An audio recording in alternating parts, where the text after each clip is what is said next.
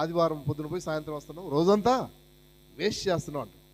కానీ బైబిల్ చెప్తున్న మాట ఇన్వెస్ట్మెంట్ చేస్తున్నావు, వేస్ట్ చేయట్లేదు. నీ టయాన్ని, నీ మనీని, నీ టాలెంట్ను ఏం చేస్తున్నావు? దేవుని సందులో ఇన్వెస్ట్మెంట్ చేస్తున్నావు, అంటే పెట్టుబడి పెడుతున్నావు నీ సమయాన్ని.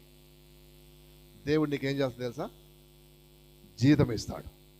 ఏంటి ఆ జీతం అంటే? భూప్రపంచంలో ఎవరు ఇవ్వలేనిది, ఎక్కడ దొరకనటువంటి మేలు, సంతోషము, క్షేమము, నెమ్మది అనేటువంటి కంటికి కనిపించే దైవ దీవెనలు నీ ప్రపంచంలో గల్లీ టు ఢిల్లీ పలుకుబడి ఉండి కోట్ల రూపాయల ఆస్తి ఉండి ఇవి లేకపోతే నీ జీవితం పరమ దరిద్రం. హల్లెలూయా.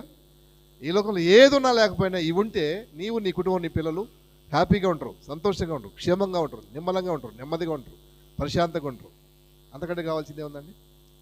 కాబట్టి మనం ఏం కోరుకోవాలంటే లోక సంబంధమైన జీవిత విధానాన్ని పక్కన పెట్టి ఆత్మ సంబంధమైన జీవిత విధానాన్ని మనం కోరుకునే వారంగా ఉండాలి.